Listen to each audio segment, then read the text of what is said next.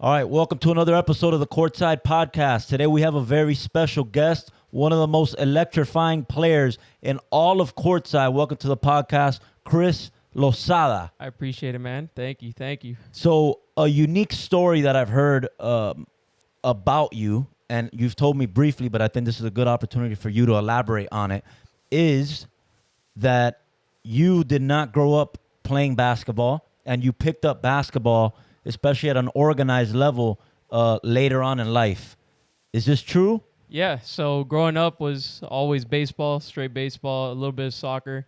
But then going into 8, 9, 10 years old, it was just straight baseball, travel ball. That's all I did. High school, same thing, just baseball. Transferred between a couple different schools. And then, honestly, I didn't start picking up basketball till I went to UCF. And I would start playing at the gym there. They had 5 full courts. Everybody was there from 10 a.m. till midnight. It was packed. So I would start playing there, and then I kind of got into it. Then obviously during COVID, there was nothing to do. So Right. for me, it was picking up basketball. I would just go out of court right outside my house. Guys would go out there 5 p.m. I was out there every day. Wow. And then it was just like that. COVID, man, I picked it up big time. And then, playing at parks. I would play at Morgan Levy in Doral. That was a walking distance from my house. And there I just met a bunch of people, and I would play basketball every day. That's where I met Tommy Diaz, Diego. And really, they're the ones that got me into playing, organized and wanting to do a league and all that stuff. So you never played, growing up, you never played organized in terms of travel ball. You never played middle school ball, high school ball, nothing. Never. No. Wow. Nothing. I had no training, nothing. Everything was just me picking up a ball and watching videos. That's amazing because for those of you that have seen him play, you know that you're a super skilled player in terms of your of the way you handle the ball, the way you finish at the rim, the way you shoot. Your skill set is something of a player that's super advanced, right? Somebody that's been playing the game for years. So at first when I saw you play, and I think you've gotten better over the seasons. I think you've been at Courtside since season 3 or 4. Season 2. Yeah. So you've not only have gotten in better physical shape, Yeah. but your skills have just continued to improve. But even when you stepped on the court season 2, you were already very skilled. So I forgot at what point it was, and I forgot who told me that you were a baseball player, never played basketball. I think I had asked, where did this guy play high school? And when I heard that and then you confirmed, I was a little bit in shock. As somebody that's played basketball my whole life, obviously coach, been a skills trainer, I've seen every level of basketball. So when I saw you play, I'm like, there's no way this guy has never played any type of organized basketball. So that's an incredible story, man. Bro, never. Never. And I always get the questions. I mean, people ask me, oh, where'd you play ball? What high school did you go to? I was talking with somebody the other day, and they were like, oh, what school did you go play ball and stuff? And I was like, no, man, I didn't do any of that. I had no training, nothing. Everything I do here is just self-taught and honestly just winging it. If somebody asked me hey, my little cousin, right? That he comes to the game sometimes. He's a baseball player too. And he goes to me, he's like, yo, how did you get good at basketball? And I'm like, I don't know, man. Right. It just happened. And I wish there was an explanation for it and how I learned, but dude, it's just going every day, playing ball and picking up little things from different people, watching videos of NBA players. For me, it was Kyrie. Kyrie was my go-to guy. I always enjoyed basketball. I always watched basketball since I was a kid. My dad he worked for Telemundo. So he did Titulares, which was Sports Center for Telemundo. Right. And so I would go to all the events. I went to, I remember 2003, I went to the All-Star game in Atlanta. And I remember that's where I was like, damn, basketball is fucking awesome. I love it. Sorry, I don't know if I can curse. You could say. All right. But yeah, that was like little things like that. So I always watched basketball. I always paid attention to basketball. I was a big sports kid growing up. I was watching everything. I was, one of those kids that knew every stat of every player, Right. That kind of stuff. So I was into basketball, but I never played it, man. Yeah. So usually because I see kids all the way from the youth level just starting and then middle high school all the way, because of my background of I used to run a basketball summer camp, skills training in an academy setting, and then also coaching now in high school. So usually the players that are good basketball players but don't do it full time, or like football players that are athletic already. So, you show them some skill and it kind of translates where they have the physical attributes. Then you add some skill and they're able to excel. With you, the reason why I was so impressed was because your game, not that you're not athletic, because you're quick and you got speed and all that, but your game is a very skilled game, and the moves that you use, it's not like a simple game where you're just getting away with your athleticism or speed. And then usually it's like football that translates, but baseball is not really like, okay, this guy's a baseball player, but there's rare occasions. But that's why I found it very strange, because for anyone that watches you play, the behind the back, the snatch back, step back threes, the different crafty finishes, whether it's left side, right hand, reverse layups, the Euro steps, the move you do where it's like a cross step, you take that dribble and go over the defense and finish. Like, you have all those moves in your bag. For somebody that's never trained or gotten like the reps from an early age, that's what makes it impressive. So you said you watch Kyrie.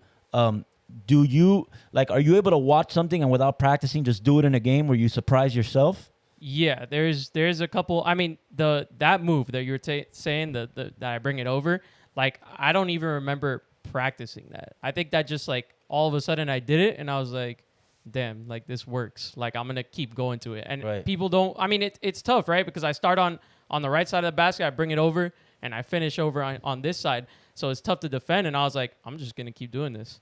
Yeah. It's working. It's working. Yeah, I remember probably like high school. Like, I graduated 2009. Like, skills training and the attention to like purely skills, working on your individual skills, wasn't as popular at the time. I remember when I was in high school, I would watch Steve Nash a lot at that time, and he does this layup, which is now super popular, which is, the traditional way you're taught to do a layup would be take your 2 steps. If you're jumping off your left foot, your right knee will go up. You'll finish with your right hand, vice versa on the left side.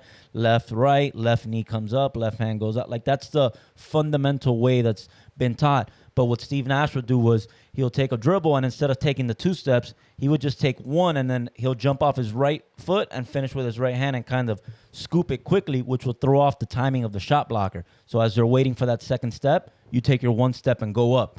And I remember watching it, and it was kind of like, at that time, a little bit frowned upon, because it's like, hey, take your 2 steps. That's what coaches would teach. Yeah. So when you took 1, it's like, but it's super effective. And now you see at all levels, they finish off either leg, whatever hand.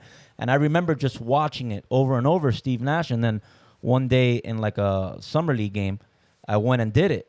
And then the next day we were like playing 3-on-3s at school, like structured 3-on-3s within practice. And I was just killing with it, because I would just be able to go quick and finish it. So I know like that muscle of, there's some people that have the talent and the gift that they're able to watch, and without really practicing, they're able to do it. And I think that for me, that goes back to because you mentioned that usually football guys are the guys that, because they have the athleticism, right? So they can transfer over to other sports. But I think what baseball does for you at a young age is give you like the ability to have like a great muscle memory. Because baseball is so, like, your hand-eye coordination has to be perfect, And I think for me, that's what kind of gave me the basis to like kind of play any sport. Because I would say I could play. I mean, in my junior year of high school, I played baseball, I played soccer, I played football, and I was on the bowling team. Like, I was just doing everything. And I remember that I wasn't the only kid from the baseball team doing that. I was, all the baseball kids were playing separate sports, and they were all pretty, at least decent at every sport. And I think that baseball transfers over, because people always ask me, and they tell me like, my friends have kids now, and they're like, oh, what's the first sport? Like, what would be the first sport you would throw your kid into? Right. And for me, it would be either soccer or baseball, because you pick up either foot-eye coordination or hand-eye coordination at an early age.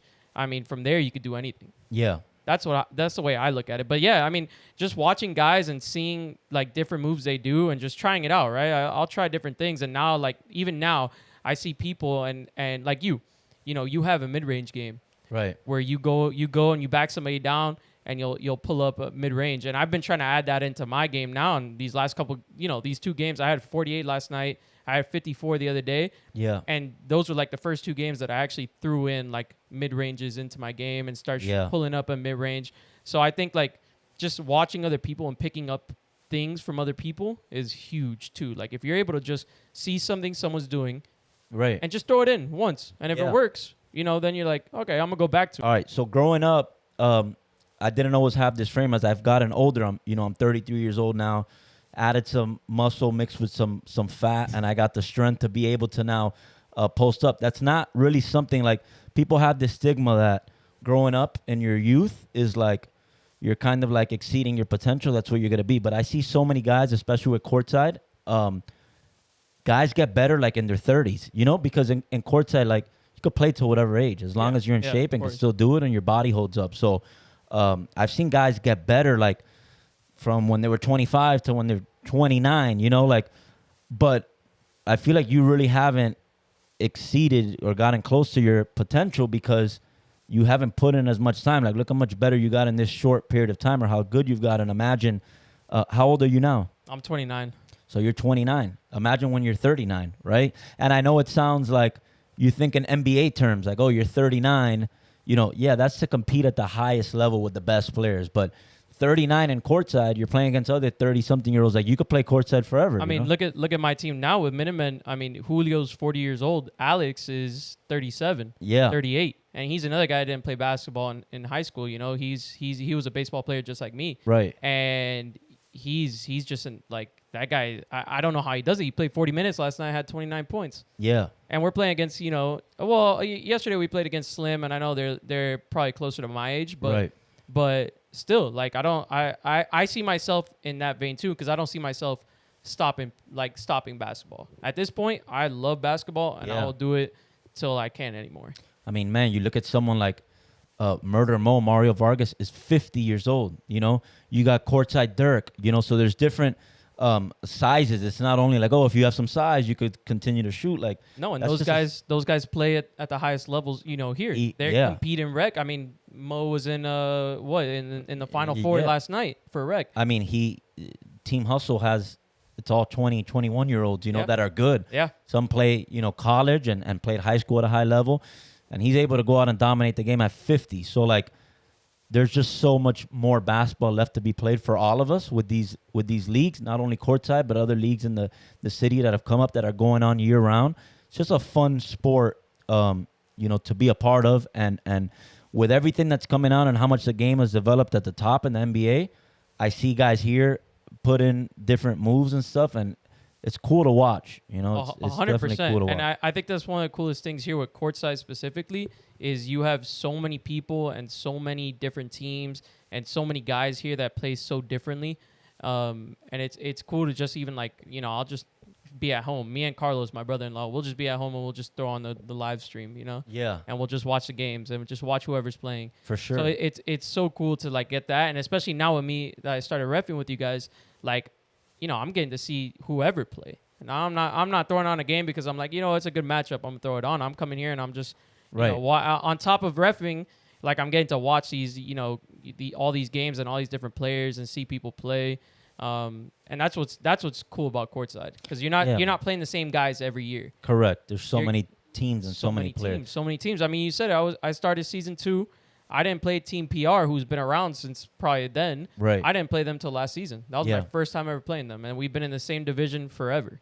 So it's like, you get to experience different things and see different players and play against different people, and that's the coolest thing about Courtside is how big it is and how you get to meet different people and just talk with people. I've become close through Courtside with so many people. Yeah. So many people. And it's all been through here, which is I think the best experience of the adult basketball isn't actually the basketball. It's, all the people that you meet and all the friends that you get to make with this has been the coolest thing ever. For sure, man. 100%. So how did you meet your current team, Minutemen, which, respect to you guys, last year you guys won your division. This year, this past season, yesterday, you guys lost in the division championship to a Lee Roofing team, which is really good. You guys kind of exceed expectations, because if you guys look at your roster, you guys don't look like a team that you would pick to make it to the top. Like if you think about it, it's the Elite 8 this year, the Final Four last year. Rec always has over 40 teams. You guys, last year they were like, oh yeah, but Minutemen won, but did they play? Who did they play? Did they play the best? And then this year you did it again. It's like, dude, these guys are good. Like, Amen, you mentioned is 36. Yeah, thir- 36, 37. 36, 37. It's not like the most fluent, not the basketball type. Like, he's stocky, strong, but bro, that guy just scores. I don't like. He just does it. Yes, he does it. just And I think what helps with me and him is the like difference in style of play, right? So we throw a lot of teams off, I think, because I play so fast and everybody knows who I am. So like they are kind of like game planning for me, right? And then when they show up and I start slowing the ball down and get it in the post to Alex or get it in the post to Julio or Perdomo, like then it's like, oh, like this wasn't what I was expecting. And I think we throw a lot of teams off with that. And on top of that, like these guys that I play with now, so I met them through actually my girlfriend now. I met Costa and Perdomo through her. And then I started playing with them, and I would just go play random 3v3s. When they had Minutemen before me and I was playing with 87 Stingrays, I would just show up. I'd be like, yeah, let's go play ball. And just like that. And then Alex would hound me. Alex, I've like, me and that guy got along from the first day I met him. And he would hound me every time. We'd go weekly, sometimes twice a week to go play threes. And he would hound me. He's like, when are you going to play for Minutemen? When are you going to play for Minutemen? When are you going to play for Minutemen? And finally, I was like, all right, let's do it. And honestly, it's been like a perfect fit because they kind of let me do a little bit more. They'd say, hey, Chris, like yesterday was just like, they let me go and just get whatever bucket. Yeah. So like I enjoy that. Yeah. They need it. And it they fit me perfectly because they play hard on defense. They go and we're a big team finally, which you've seen all the teams I've put on. All these teams, like my Too Much Sauce teams, we never had size. Right. So this is the first time where I'm playing with a team with size. Like I'm the only guy under 6 foot. Right. So it's like now it's like, man, I could just shoot. Sometimes I took a shot yesterday. I was like, I saw Perdomo with Henry from Lee Roofing. I saw him guarding him, and I was like, oh, perfect. If I jack this shot up, Perdomo's gonna grab a rebound. Yeah. And they just let me, and he grabbed the rebound, gave it right back out to me. So it's like little things like that. Like I feel like we fit together very well, even though we don't look like we could play. Because I don't think you look at us and you're like, dang, we got to play Minutemen. Yeah. Especially with guys that don't know us, they must look at us and be like, yeah, it's going to be easy. No, but you catch them by surprise. And I think that's what it is. And I think a lot of it, too, is like I said, that style of play is just so different between me and Alex that it throws people off, that we can go super fast or we can slow it down and play a half-court offense. So where would these 3-on-3s take place? We would play at Game Point in Hialeah. Oh, okay. They would rent out a court, and we would go, and it would be pretty much everybody here from Minutemen and a couple other guys, and we would just run threes. So these guys are from, like, that Hialeah, Miami Lakes area? Or? Yeah, so they all live, Costa, Perdomo both live in Miami Lakes, and then, Julio's the only one super down south. He's, like, by the zoo. Oh, wow. And Alex is up in Davie. So we're all Alex in that area. Davie. Yeah, Alex is in Davie. Wow, I didn't know that. Yeah. Awesome. So we would do that, man, and that was just how I met them, and I got along with all the guys immediately, especially Costa, Perdomo. Like I'm super close with them now. Like those are considered like my guys, and it's been cool to join them. And I was at first skeptical, right, because the season before I joined, they went 1-5, right, and I was like, dang, like initially, when I joined them, I had the same thought that everybody else does is, oh, man, I'm downgrading now, especially with how good Rec has gotten. Right. I was like, I started going into playing with them not with the mindset of winning. I went in with just the mindset of, okay, I'm going to play with my boys. I'm going to have fun. That was my thought. And now it's gotten to a point where we're like, I feel we're one guy away from winning the whole thing. I agree. Yeah. If you get the right fit, another guy that could score, another guy that could shoot with some athleticism, maybe. That's what I was. I've been thinking about like kind of guys I would try to get and try to add on. Like my first thought was a guy like Herman, right? Someone just like that who can do a little bit of everything. Yeah. And then on top of that, if we do need it, just go give him the ball. Right. And it's another ball handler as well. Exactly. Because that's the only thing. I was talking with Carter the other day and Joe, and my team grabs a rebound, and there's really nobody else that could bring up the ball. Right. Nobody. So it would be nice to have one more guy that can do that and take a little bit off. Yeah, that will be a solid pickup. It's always interesting to hear stories like we have so many teams, so many guys that come to this league, like, and then guys will be on one team like you or play on different teams, 3 or 4 different teams. It's always interesting for me as the owner of the league to kind of like see how people met. Like, because I didn't know. I had no idea, how you got onto Minutemen. I thought you knew Alex forever, maybe since you guys were younger. I met Alex like right before the first season I played with So him. it's So I only cool. known him like 9 months. Right. And that's a friendship that you might have forever. And you met 100%. You started playing there, but you build more of a connection when you play together in an actual league, 100%. like that's what really brings like that connection where you're competing together and it's a year-round thing. So that's always interesting, man.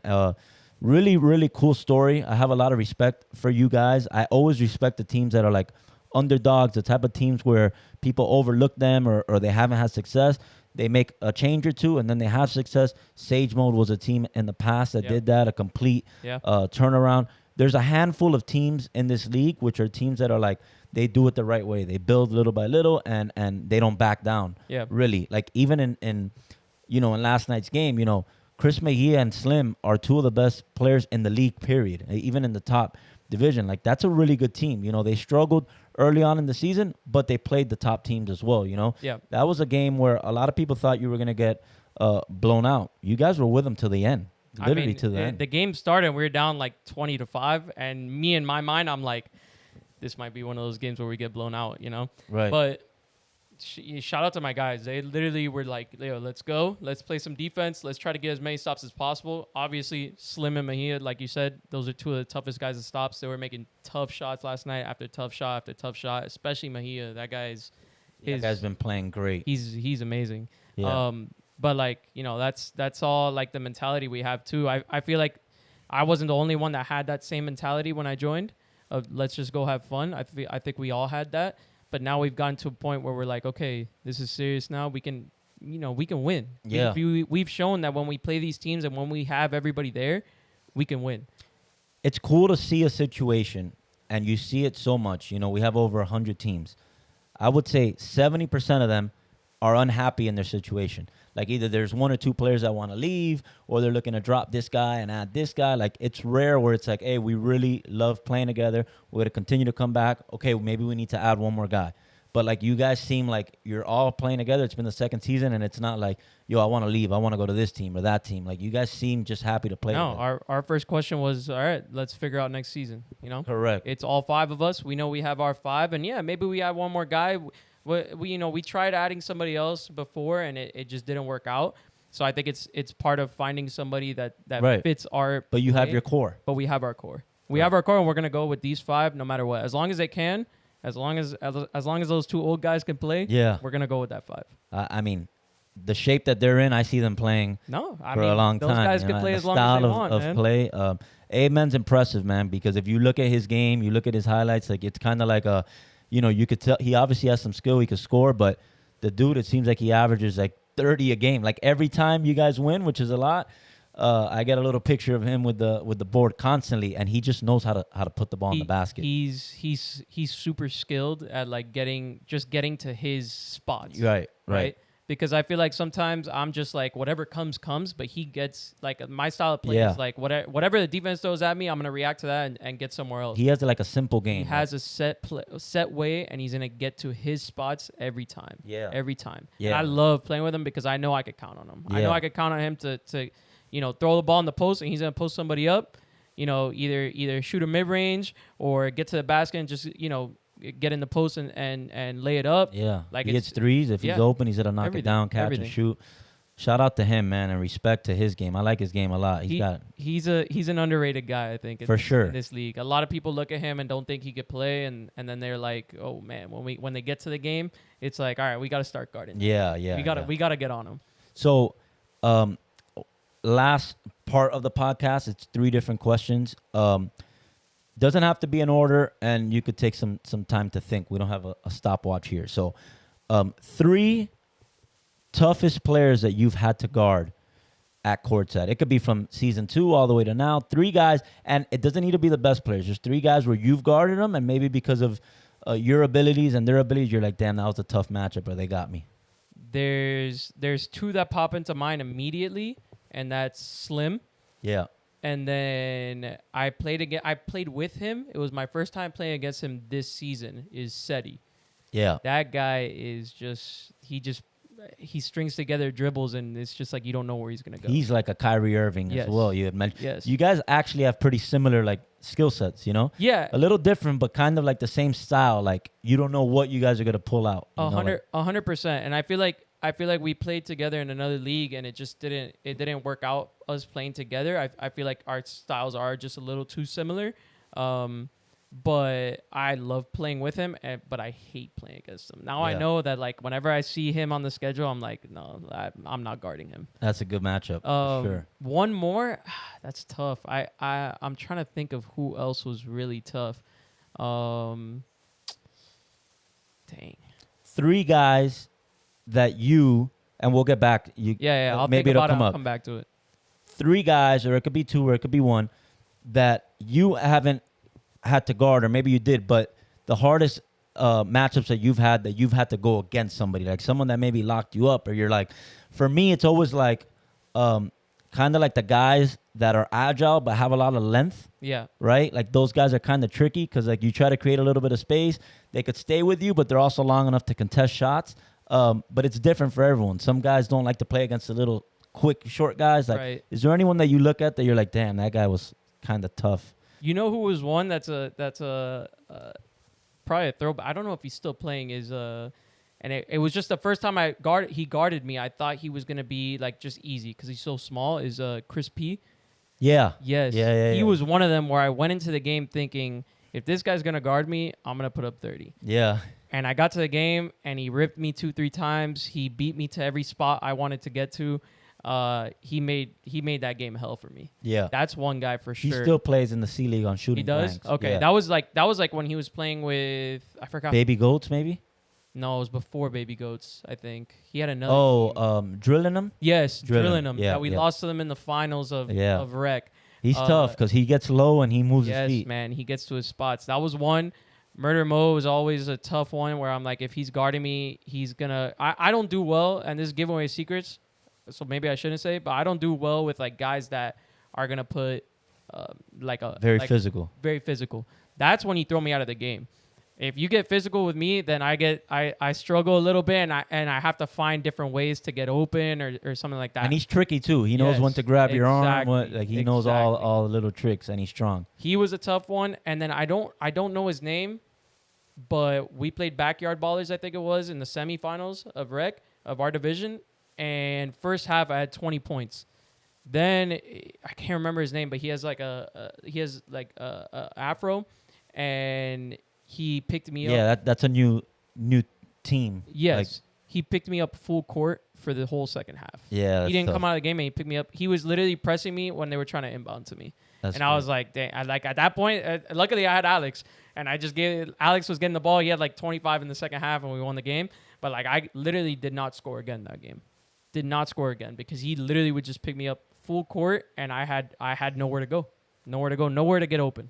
3 toughest teams that you've had to play against. Maybe it was a game in season 6 where you're like, dude, we lost by 50. Like, what are some teams that you've played that you're like, damn, that was a good team? So that goes back to a guy. He didn't guard me, so this answers a question. The first question too was exotic group. That was Yeah, the toughest Jay, one. Jay, Eddie. Cito, and Terrence. Oh yeah, You remember Terrence Yeah, with the blue rebounding hair? machine. Yeah, Dude, that we played them with too much sauce in the finals of vets, I think it was, and Terrence had like 30 rebounds against us. That was one of the toughest games ever because we were in it, and then we were kind of like as soon as we would bring the lead down, you know, Terrence would get 3 blocks, and then Jay would hit 3 threes, and it was like, all right, here we go. I hate that. Like Yeah. you make a run and the team is just that much better, where it's like you Exactly. could never really Exactly. Like, you feel like okay, we could compete, but they could just turn on the engines, put their foot on the gas, and just build that lead back up. That's always tough. Exactly. Another one was the other Exotic Express. Oh yeah, When they had Brandon, they had I hated playing against them because they play hard, they talk a little shit. no, they had the crowd. They had the crowd, everything they had going. everything. So playing against them was always super tough, and we would have some crazy games. We had that game where when I had too much sauce in rec, that we were down 30 and we went to OT. We came back, we went to OT. Oh shit. And we lost by 1. And I was in Yeah. the rec finals. And I remember that game. And always, whenever we play those guys, it was always a tough game. That was a tough team, man. game. They won like division championships, and they had a lot of success in their run for sure. 100%. And then the last one would be someone we played this year, which was Miracle Leaf. Yeah, And I'll throw that in another guy that I just cannot guard, obviously, is Eddie. yeah, I mean, Eddie is just, he's it's tough. he's different gravy than Yeah. anyone else here. Like, Yeah, that yeah. guy is just, It's just an the animal. problem with him. The problem for the opposition is that he doesn't get tired. Like Never. you think you got him. Like okay, I stopped his one move. I cut him off. Then he's gonna come back. You're like, all right, I'm on him. I'm contesting this shot. Hesitation. Then he goes. Then you have help defense, and then he could Euro. It's like nonstop. All right, thank you for tuning in to this episode of the Courtside podcast with Chris Losada. Thank you for joining us, man. yes, sir, bro. Thank you for having me. All right, peace.